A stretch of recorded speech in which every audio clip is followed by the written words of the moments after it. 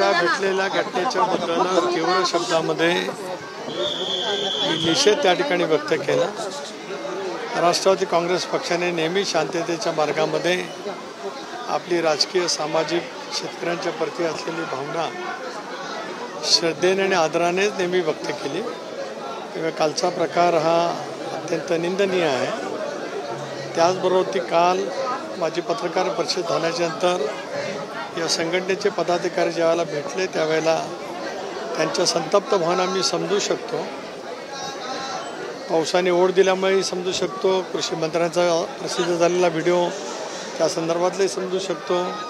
त्याच्यामुळे जरी त्यांनी पत्ते जरी टाकले तरी अतिशय शांतपणाने उभं राहून मी त्यांचं निवेदन स्वीकारलं आणि त्यांचे आभारी त्या ठिकाणी मानले।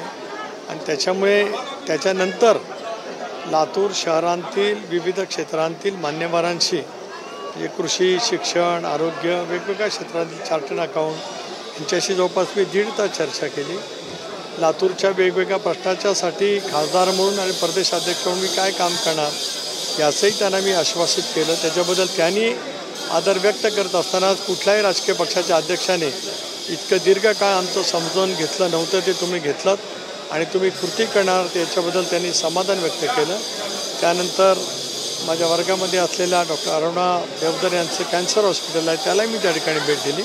कालचा सूरज चव्हाण यांच्याकडनं घेतलेली घटना ही निंदनीय आहे। पक्ष त्याची गांभीर्याने निश्चितपणाने नोंद घेईल। सर, त्यांचे राजीनामे वगैरे काय घेतले जाणार आहेत का? पक्षातून हकालपट्टी केली जाणार आहे? मी आपल्याला तेच म्हटलं की त्यांना आज राष्ट्रीय अध्यक्ष अजितदादांनी बोलवलेलं आहे। दादा त्यांना सूचना देतील। आज माझा धाराशिव आणि सोलापूरचा दौरा संपेल। माझंही लोकसभेचं अधिवेशन आज सुरू झालेलं आहे, पण त्या संदर्भात गांभीर्याने योग्य ती कारवाई पक्ष निश्चित कालावधीमध्ये लवकरात लवकर करेल। असंवैधानिक शब्द वापरला असं वारंवार सूरज चव्हाण म्हणतात, मात्र तुम्ही तर निवेदन शांततेत स्वीकारलं होतं। नेमकं त्या ठिकाणी झालं काय होतं? असंवैधानिक शब्द वापरले होते का? मला त्या विचार काय भाष्य करायचं नाही। त्याचे सगळे व्हिडिओ प्रसिद्ध आहेत। मी संयम दाखवणं म्हणजे माझी ती काय फार मोठं मी काय केलं असं नाही, माझं कर्तव्य आहे। शेवटी ज्यावेळेला आम्ही राज्यकर्ते असतो त्यावेळेला लोकांच्या संतप्त भावना कुठल्याही प्रकारच्यासाठी ज्या असतात त्या शांतपणाने राज्यकर्त्याने ऐकून घेणं त्यांचं कर्तव्य असतं। क्रिया प्रतिक्रिया देण्यापेक्षा भावना समजून घेऊन त्याच्यावरती काय उपाययोजना आपल्याला करता आला तो केला पाहिजे या मताचा मी नक्की त्या ठिकाणी आहे। यापेक्षा अधिक त्या घटनेवरती मी बोलू इच्छित नाही। प्रदेशाध्यक्ष म्हणून सूरज चव्हाण यांच्याशी तुमचं काही बोलणं झालं का? तुम्ही समज वगैरे काही दिली आहे? मी समज त्यांना रात्री तातडीने त्या ठिकाणी दिली आणि मी त्यांना समज देत असताना घडणंही अयोग्य आहे स्पष्ट शब्दामध्ये मी त्यांना काल सांगितलं। राष्ट्रवादी पक्ष हा नेहमी शेतकऱ्याबरोबर उभा असतो, मात्र कृषी मंत्री वारंवार असे काहीतरी वक्तव्य करतात, काहीतरी तक्रारी असतात त्यांचा राजीनामा वगैरे मागणी होती, घेणार आहेत काय? कार्यवाहीचे संकेत पण दिलेले आहेत, नेमकी काय कार्यवाही त्यांच्यावर होऊ शकते काय आहे? एक असं आहे की कृषी मंत्री महोदयांच्याकडून काही वेळेला जी शेतकऱ्यांच्याबद्दलची वक्तव्य आली ती चुकीची होती।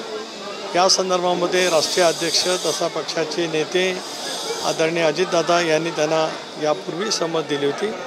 या प्रकरणाची सुद्धा गंभीर नोंद घेऊन राष्ट्रीय अध्यक्ष म्हणून पक्षाचे विधिमंडळ पक्षाचे नेते म्हणून अजितदादा निश्चितपणाने त्यांना समज दिली असेल, पण माझा आणि दादांचा आज काय संपर्क होऊ शकला नाही। कृषी मंत्री वारंवार वक्तव्य करतात, ते म्हणतात की कृषी मंत्रालय म्हणजे ओसाडगावची पाटीलकी आहे आणि त्यानंतर अशी वक्तव्य त्यांनाच इंटरेस्ट नाही आहे कृषी मंत्रालय। हे जे वक्तव्य त्यांनी पूर्वी केलं होतं ते पीक विमाच्या बाबतीमध्ये कर्जमाफीच्या बाबतीमध्ये या संदर्भातच कडक समज पक्षाकडनं देण्यात आलेली आहे। धन्यवाद।